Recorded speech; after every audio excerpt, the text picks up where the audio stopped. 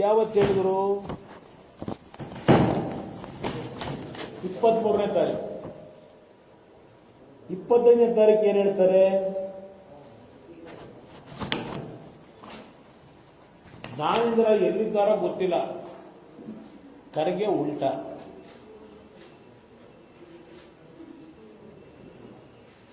ಜ್ಞಾನೇಂದ್ರ ಎಲ್ಲಿದ್ದಾರೋ ಗೊತ್ತಿಲ್ಲ. ಜ್ಞಾನೇಂದ್ರ ಕುಮಾರ್ ತಮ್ಮ ತಂದೆಗೆ ಅನಾರೋಗ್ಯ ಎಂದು ಹುಟ್ಟೂರಿಗೆ ತೆರಳುವುದಾಗಿ ಹೇಳಿದ್ದರು. ಈಗ ಅವರು ಎಲ್ಲಿದ್ದಾರೋ ನನಗೆ ಗೊತ್ತಿಲ್ಲ. ಮತ್ತೆ ಈ ಗೃಹ ಇಲಾಖೆ ಯಾಕೆ ನಡೆಸ್ತಾ ಇದ್ದೀರಿ? ಇವರು ಬಂದ ಮೇಲೆ ಏನು ಪ್ರತಿದಿನ ಹೇಳಿಕೆಗಳು? ಗೃಹ ಇಲಾಖೆ ಸ್ವಚ್ಛ ಮಾಡಿಬಿಡ್ತೀವಿ. ನಮ್ಮ ಸರ್ಕಾರ ಯಾರನ್ನೂ ರಕ್ಷಣೆ ಮಾಡುವ ಪ್ರಶ್ನೆ ಉದ್ಭವಿಸುವುದಿಲ್ಲ. ಇದು ರಕ್ಷಣೆ ಅಂತ ಕರೀತಿರೋ ಈ ಎರಡು ಹೇಳಿಕೆ ನೋಡಿದಾಗ ಇವರು ಕೇಳಿ ಊರಿಗೆ ಹೋಗೋರೆ ಅಂತ ಹೇಳ್ತಾರೆ. 23ನೇ ತಾರೀಕು ನನ್ನ ಗಮನಕ್ಕೆ ಬಂದೇ ಹೋಗಿದ್ದಾರೆ ಅಂತಾರೆ. 25ನೇ ತಾರೀಕು ಹೇಳ್ತಾರೆ ನನಗೆ ಎಲ್ಲೋಗೋರೋ ಗೊತ್ತಿಲ್ಲ.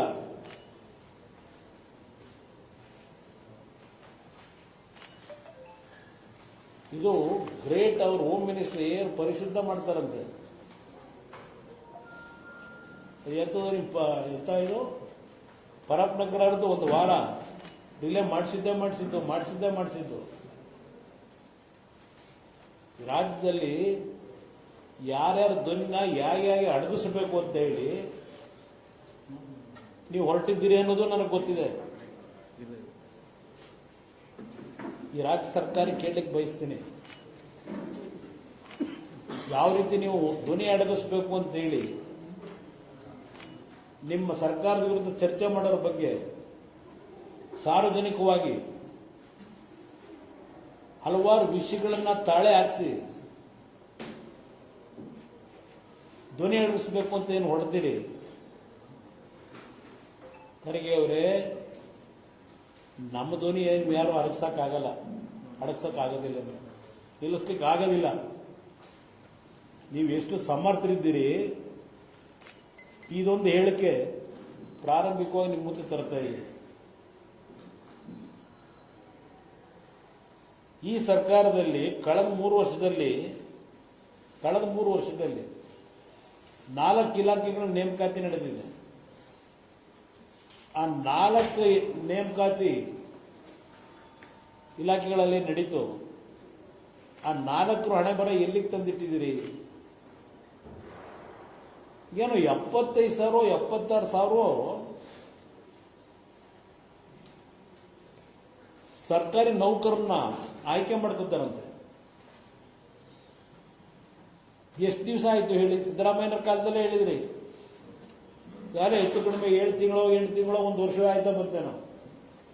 75,000 76,000 ಯುವಕರಿಗೆ ಉದ್ಯೋಗ ಕೊಡ್ತೀವಿ ಅಂತ ಕರ್ತಿದ್ರೆ ಹೇಳಿ, ಏನೇನು ನಡೆಸ್ತಾ ಇದ್ದೀರಿ? ಯಾವ ರೀತಿ ಪರಿಶುದ್ಧವಾಗಿ ಈ ಕೆಪಿಎಸ್ಸಿ ಮುಖಾಂತರ ನಡೀತಾ ಇದೆ? ಇದನ್ನ ಇವತ್ತು ಕೇಳಲಿಕ್ಕೆ ಈ ಸರ್ಕಾರಕ್ಕೆ ಬಯಸ್ತೀನಿ. ಮುಖ್ಯಮಂತ್ರಿಗಳು ಹೇಳ್ತಾರೆ ಈ ರಾಜ್ಯದಲ್ಲಿ ಭ್ರಷ್ಟಾಚಾರ ಇನ್ನು ಮುಂದಕ್ಕೆ ನಡೆಯೋ ಪ್ರಶ್ನೆ ಇಲ್ಲ, ನಡೆಯಕ್ಕೆ ಬಿಡಲ್ಲ. ಲಂಚದ ಪ್ರಶ್ನೆನೇ ಇಲ್ಲ. ಅದಂತೂ ಕಾಯ್ದೆ ಬೇರೆ ತಂದಿಲ್ವಂತ ತಿನ್ನುವೆ. ಇಲ್ಲೆಲ್ಲ ಖರ್ಗೆ ಅವ್ರು ಹೇಳಿದ್ ನೋಡಿದೆ, ಪ್ರಿಯಾಂಕಾ ಖರ್ಗೆ. ಪಾಪ ಆ ಖರ್ಗೆ ಅವ್ರದ್ದು ಹೇಳಲ್ಲ, ಪ್ರಿಯಾಂಕಾ ಖರ್ಗೆ ಹೇಳಿದ್ರು ಭ್ರಷ್ಟಾಚಾರ ಕಾಯ್ದೆ ಇನ್ನು ನಾವು ಪಾಸ್ ಮಾಡಕ್ಕಾಗಿಲ್ಲ. ತರಬೇಕು. ಯಾವ ಕಾಯ್ದೆ ತಂದು ಏನ್ ಮಾಡ್ತಿರ್ರಿ? ಈ ದೇಶದಲ್ಲಿ ನೋಡ್ತಾ ಇದ್ದೀನಿ ನಾನು, ಎಷ್ಟೆಷ್ಟು ಹೊಸ ತಿದ್ದುಪಡಿಗಳನ್ನು ತಂದು ಎಷ್ಟರ ಮಟ್ಟಿಗೆ ನಿಮ್ಮ ಪಾರದರ್ಶಕತೆ ನಿಮ್ಮ ಆಡಳಿತದಲ್ಲಿ ನಡೆಸ್ಕೊಂಡ್ ಬರ್ತಾ ಇದ್ದೀರಿ ಅನ್ನೋದು ನೋಡಿದ್ದೀನಿ ನಾನು. ಇವತ್ತು ನೇರವಾಗಿ ಪ್ರಿಯಾಂಕಾ ಖರ್ಗೆ ಅವರ ಇಲಾಖೆ ಹಿಂದೆ ಅವರು ಯಾವೊಂದು ಪಂಚಾಯತ್ ರಾಜ್ ಇಲಾಖೆನ ನಡೆಸ್ತಾ ಇದ್ದಾರಲ್ಲಪ್ಪ, rural development Panchayat Raj department, ಈಗ ಗೃಹ ಸಚಿವರಾಗೋದಕ್ಕಿಂತ ಮುಂಚೆ ಒಂದು ಹಿಂದೆ ಬಿಜೆಪಿ ಸರ್ಕಾರದಲ್ಲಿ 22 ಬಿಜೆಪಿ ಸರ್ಕಾರ ಇದ್ದಾನೆ ಇದ್ದಿದ್ದು 3/9/2022 ಈ ಒಂದು ರೂರಲ್ ಡೆವಲಪ್ಮೆಂಟ್ ಪಂಚಾಯತ್ ರಾಜ್ ಇಲಾಖೆಯಲ್ಲಿ ಅಸಿಸ್ಟೆಂಟ್ ಎಕ್ಸಿಕ್ಯೂಟಿವ್ ಇಂಜಿನಿಯರ್ ಗ್ರೇಡ್ 1ಗೆ 3/9/22ಕ್ಕೆ ಒಂದು ನೋಟಿಫಿಕೇಶನ್ ಇಶ್ಯೂ ಮಾಡ್ತಾರೆ. ಅಸಿಸ್ಟೆಂಟ್ ಎಕ್ಸಿಕ್ಯೂಟಿವ್ ಇಂಜಿನಿಯರ್ಸ್ನ ಸೆಲೆಕ್ಟ್ ಮಾಡಲಿಕ್ಕೆ ಅಂತೇಳಿ 16/6/23 ಮತ್ತು 2/7/23ಕ್ಕೆ ರಿಟರ್ನ್ ಎಕ್ಸಾಮಿನೇಷನ್ ನಡೆಸ್ತಾರೆ. ಆ ರಿಟರ್ನ್ ಎಕ್ಸಾಮಿನೇಷನ್ ಆದಮೇಲೆ 15/9/23 16/9/23 ಪರ್ಸನಾಲಿಟಿ ಟೆಸ್ಟ್ನ ಕಂಡಕ್ಟ್ ಮಾಡ್ತಾರೆ. 15/9/23 ಮತ್ತು 16/9/23ಕ್ಕೆ ಪರ್ಸನಾಲಿಟಿ ಟೆಸ್ಟ್ನ ಕಂಡಕ್ಟ್ ಮಾಡೋದು. 31/1/24ಕ್ಕೆ ಫೈನಲ್ ಸೆಲೆಕ್ಟ್ ಲಿಸ್ಟ್ನ ಪಬ್ಲಿಷ್ ಮಾಡ್ತಾರೆ. ಇಲ್ಲಿ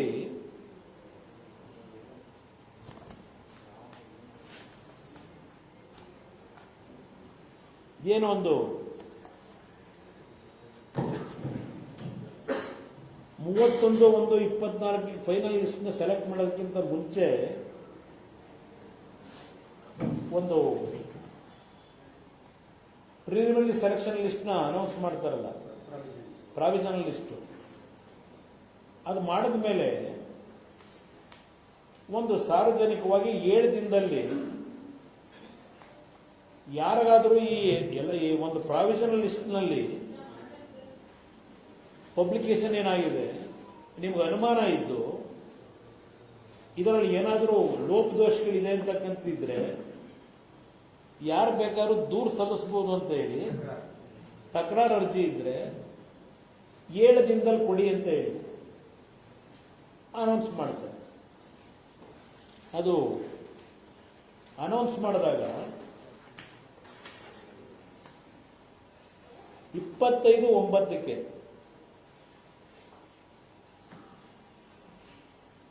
ಈ ಪ್ರಾವಿಷನಲ್ ಲಿಸ್ಟ್ ಆಗೋದು 22/9ಕ್ಕೆ 25/9ಕ್ಕೆ ಒಬ್ಬ ಆನಂದ್ ಎಸ್ ಸಿದ್ದಾರೆಡ್ಡಿ ಅಂತ ಹೇಳಿ ಕಾರ್ಯದರ್ಶಿ ಆಯೋಗದ ಕಾರ್ಯದರ್ಶಿಗಳೇನಿದ್ದಾರೆ ಅವರಿಗೆ ಒಂದು ತಕರಾರು ಅರ್ಜಿನ ಇಮೇಲ್ ಮುಖಾಂತರ ಸೆಕ್ರೆಟರಿ ಅವರ ಆಫೀಸ್ಗೆ 1 ಗಂಟೆ 11 ನಿಮಿಷಕ್ಕೆ ದೂರು ಸಲ್ಲಿಸ್ತಾರೆ. ಸಿದ್ದಾರೆಡ್ಡಿ ಅನ್ನೋದು ಆನಂದ್ ಎಸ್ ಸಿದ್ದಾರೆಡ್ಡಿ ದೂರು ಸಲ್ಲಿಸ್ತಾರೆ. ಅವನು ಏನ್ ಹೇಳ್ತಾನೆ, ಆನಂದ್ ಎಸ್ ಸಿದ್ದಾರೆಡ್ಡಿ ಅಂತ ಹೆಸರು ದೂರು ಸಲ್ಲಿಸ್ದ. ಅವನೇನ್ ಹೇಳ್ತಾನೆ, ಈ ಸೀರಿಯಲ್ ನಂಬರ್ ಕ್ಯಾಂಡಿಡೇಟ್ಸ್ ಏನು ಪ್ರಾವಿಷನಲ್ ಲಿಸ್ಟ್ ನಲ್ಲಿ ಆಗಿದ್ದ ಸೆಲೆಕ್ಷನ್ ಆಗಿದ್ದಾರಲ್ಲ 1, 2, 3, 4, 6, 7, 8 and 9 ಇಲ್ಲಿ ಒಬ್ಬ ಸೀರಿಯಲ್ ನಂಬರ್ ಹೈದರಾಬಾದ್ ಕರ್ನಾಟಕದಂತೂ ಇನ್ನೊಂದಿದೆ. ಇದೇನು ಹೇಳ್ತಾನೆ, that the candidates at serial number 1, 2, 3, 4, 6, 7, 8, 9 from RPC and the candidates at serial number 1 from Hyderabad Karnataka ಈ ಪ್ರಾವಿಷನಲ್ ಲಿಸ್ಟ್ ನಲ್ಲಿ ಏನಿದ್ದಾರೆ ಇವರು ಯಾವುದೇ ಎಕ್ಸಾಮ್ಗಳಲ್ಲಿ ಪಾಸ್ ಎಂದೂ ಆಗಿರಲಿಲ್ಲ, ಇಂಥವ್ರನ್ನೆಲ್ಲ ಸೆಲೆಕ್ಟ್ ಮಾಡಿದ್ದಾರೆ. ಏನ್ ಹೇಳ್ತಾರೆ, list have scored very less marks in various examinations conducted during 2022 and 2023 but did not succeed in tampering OMR sheets but however they succeed in tampering of OMR sheets in executive engineer, assistant executive engineer, rural development, water examination conducted by the commission on 2nd July 2023 and requested to cross-check the OMR sheets and CCTV footages of respective examination centers. ಈ CCTV footage OMR sheets ನ ಇವತ್ತು ನೀವು cross check ಮಾಡಬೇಕು ಅಂತಕ್ಕಂದ್ರು ಕೊಟ್ಟ complaint ನ 1, 2, 3, 4, 6, 7, 8, 9 ಇದು ಅವನು ಕೊಟ್ಟಿದ್ದು 25/9/23ರಲ್ಲಿ 3/10/25/9/2023 ಪ್ರಾವಿಷನಲ್ ಲಿಸ್ಟ್ ಆಗಿದ್ದು ಅನೌನ್ಸ್ ಮಾಡಿದ್ದು 22/9/23 22/9/23ಕ್ಕೆ ಇವನು 25/9/23ಕ್ಕೆ 2023ಕ್ಕೆ ಇವನು ದೂರು ಕೊಟ್ಟ. ಇದು ಕ್ಯಾಂಡಿಡೇಟ್ಗಳ ಬಗ್ಗೆ ಅವನು ಅನುಮಾನ ವ್ಯಕ್ತಪಡಿಸಿ OMR ಶೀಟ್ಗಳು ಇವೆಲ್ಲ ಚೆಕ್ ಮಾಡಬೇಕು ಅಂತ ಹೇಳಿ CCTVದು ಫುಟೇಜ್ ಏನಿದೆ ಎಕ್ಸಾಮಿನೇಷನ್ ಸೆಂಟರ್ಗಳಲ್ಲಿ ಅದನ್ನೆಲ್ಲ ಇಮ್ಮಿಡಿಯೇಟ್ ಆಗಿ ತಗೊಂಡು ಆಕ್ಷನ್ ತಗೋಬೇಕು ಅಂತ ಹೇಳ್ತಾನೆ. ಈ ಕಂಪ್ಲೇಂಟ್ ಅನ್ನ 3/10/2023ಕ್ಕೆ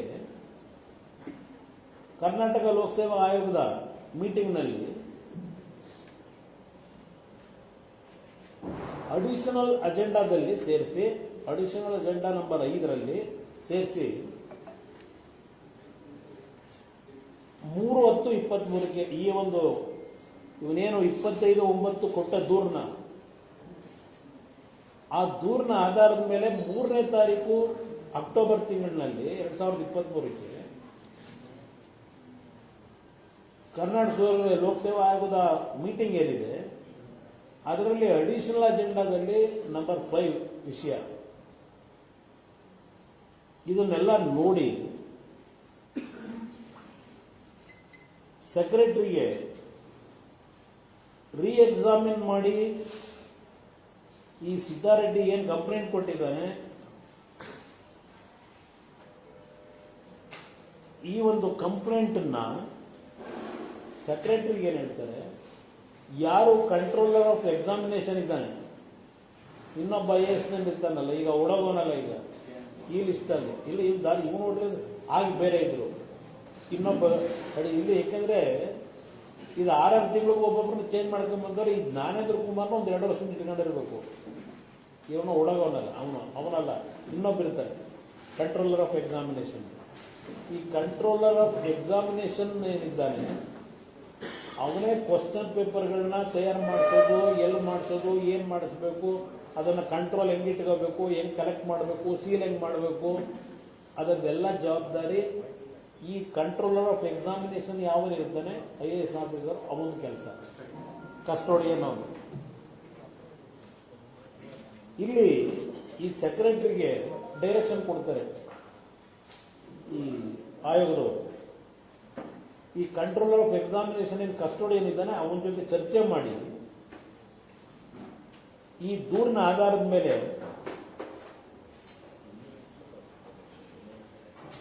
ತನಿಖೆ ಆಗಬೇಕು ಅನ್ನೋದಕ್ಕೆ ಆದೇಶ ಮಾಡ್ತಾರೆ.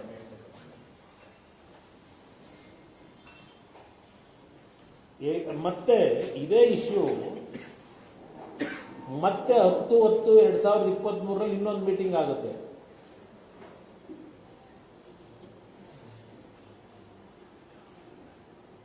ಮತ್ತೆ ಅವರೇನ್ ಹೇಳ್ತಾರೆ, 10/10/2023ರಲ್ಲಿ ಸೆಕ್ರೆಟರಿಗೆ ಡೈರೆಕ್ಷನ್ ಕೊಡ್ತಾರೆ,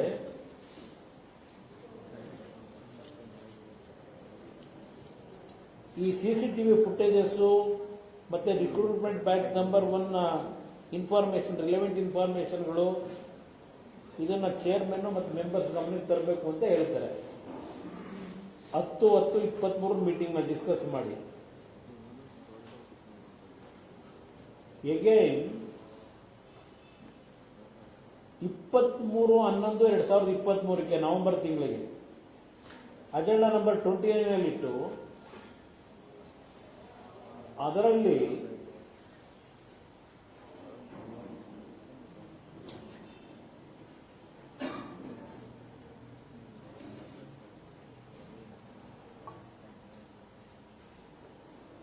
ಈ 23/11/23 ಮೀಟಿಂಗ್ ನಲ್ಲಿ ಅವತ್ತಿನ ಸೆಕ್ರೆಟರಿ ಏನೇನು ನಾವು ಈ 9 ಜನ ಕ್ಯಾಂಡಿಡೇಟ್ಗಳದು ಪ್ರಾವಿಷನಲ್ ಸೆಲೆಕ್ಷನ್ ಲಿಸ್ಟ್ ಅಲ್ಲಿ ಏನಿದ್ರು ಅದ್ರ ಬಗ್ಗೆ ಆ ರೆಕಾರ್ಡ್ ವೆರಿಫಿಕೇಶನ್, CCTV ಫುಟೇಜಸ್ ಅದನ್ನ ಯಾವ ರೀತಿಯಲ್ಲಿ ನಾವು ಪ್ರಾವಿಷನಲ್ ಸೆಲೆಕ್ಷನ್ ಲಿಸ್ಟ್ನ ಇವ್ರನ್ನ ವೆರಿಫೈ ಮಾಡ್ತಕ್ಕಂಥದ್ದಕ್ಕೆ ಎಲ್ಲ ಡೈರೆಕ್ಷನ್ ಕೊಟ್ಟಿದ್ದೀವಿ. ಅದು ಸೆಕ್ರೆಟರಿ ಜೊತೆನಲ್ಲಿ ಆ ಸ್ಟಾಫ್ಸ್ ಎಲ್ಲ ಏನಿರ್ತಾರೆ ಆ ಅಬ್ಜೆಕ್ಷನ್ ಎಲ್ಲ ವೆರಿಫೈಡ್ ಅಂತ ಹೇಳಿ, footages of some candidates are not available and representative of agency was secured and informed about this lapse and asked him to verify and submit the concerned CCTV footages ಅಂತಾರೆ. ಇಲ್ಲಿ 23 meeting ನಲ್ಲಿ ಈ secretary ಇವರು ಹೇಳ್ತಾರೆ CCTV footages availability ಇರಲಿಲ್ಲ, ಎಲ್ಲ ಮಗ್ಮಗ್ಗಾಗಿತ್ತು, ಅದೇನೋ ಆಗಿತ್ತು ಅಂತ ಕೊಟ್ಕೊಂಡವ್ರೆ. ಇದನ್ನ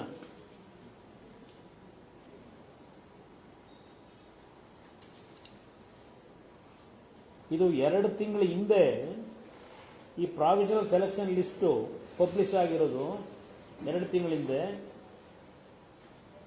ಈಗ ಇದು 2 ತಿಂಗಳಿಂದ ಇದೇನು ಎಲೆಕ್ಷನ್ ಪ್ರಾವಿಷನಲ್ ಲಿಸ್ಟ್ ಆಗಿದೆ, 2 ತಿಂಗಳ ಆದ ಮೇಲೆ ಈ ಕಂಪ್ಲೇಂಟ್ಗಳ ಆಧಾರದ ಮೇಲೆ there is no meaning in withholding the final selection list and insisted the commission to approve final selection list. ಇದೇನು ಉಪಯೋಗ ಬರೋದಿಲ್ಲ. ಈಗಾಗಲೇ 2 ತಿಂಗಳಿಂದನೇ ಪ್ರಾವಿಷನಲ್ ಲಿಸ್ಟ್ ಅನೌನ್ಸ್ ಆಗಿದೆ. ಫೈನಲ್ ಲಿಸ್ಟ್ ತಡೆ ಹಿಡಿತಕ್ಕಂಥದ್ದು ಅನಾವಶ್ಯಕ. ಈಗ ಇದನ್ನು ಹೇಳಿ ಸೆಲೆಕ್ಷನ್ ಮಾಡೋದಕ್ಕೆ ಅಪ್ರೂವಲ್ ಕೊಡಬೇಕು ಅಂತ ಕೇಳ್ತಾರೆ. ಬಟ್ ನಮ್ಮ ಆಯೋಗದವರು ಅಪ್ರೂವಲ್ ಕೊಡಲ್ಲ. ಸೆಕ್ರೆಟರಿ 2 ತಿಂಗಳಿಂದ ಇದೆಲ್ಲ ಆಗೋಗಿರೋದು, ಈಗ ಇಟ್ಕೊಂಡು ಏನ್ ಮಾಡ್ತೀರಿ, ಅಪ್ರೂವಲ್ ಕೊಟ್ಬಿಡೋದು ಒಳ್ಳೇದು ಫೈನಲ್ ಲಿಸ್ಟ್ಗೆ ಅಂತ ಹೇಳಿ. ಅದಕ್ಕೆ ಅವ್ರು ಕೊಡಲ್ಲ.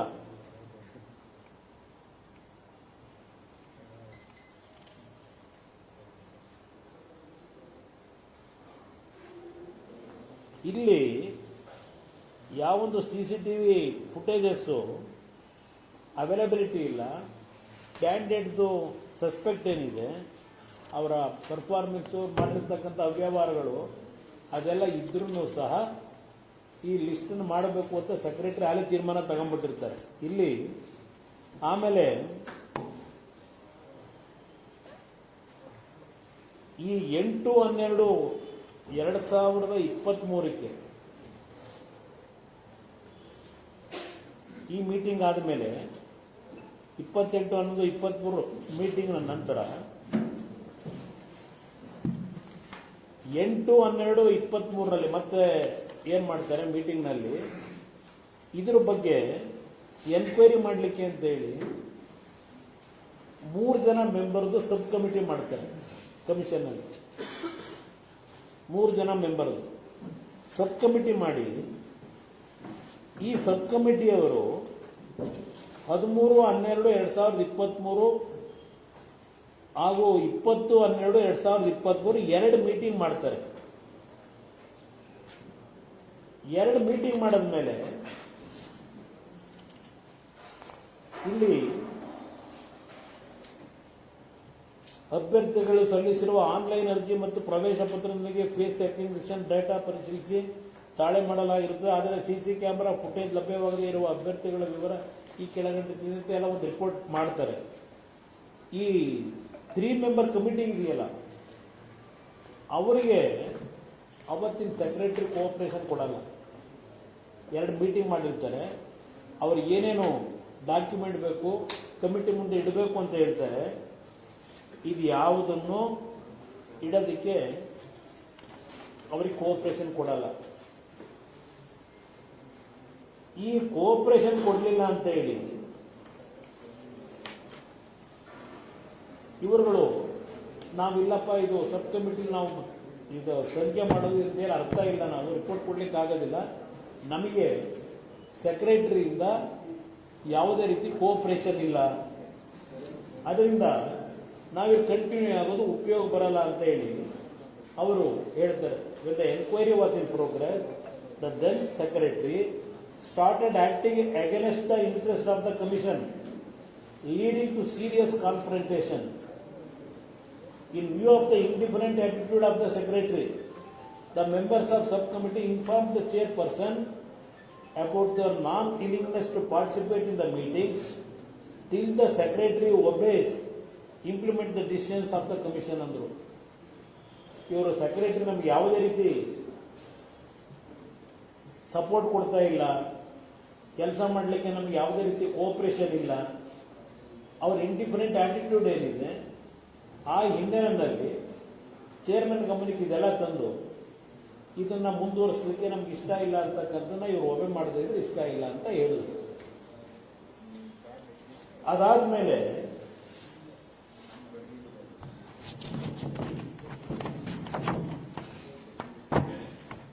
ಇನ್ನೊಂದು ಮೀಟಿಂಗ್ ಕರೆದ್ರು ಚೇರ್ಮನ್. ಅಲ್ಲಿ ಕರೆದು 31/1/2024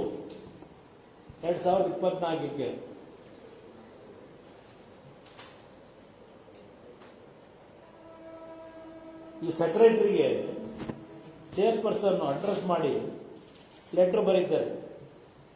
ಏನ್ ಹೇಳ್ತಾರೆ?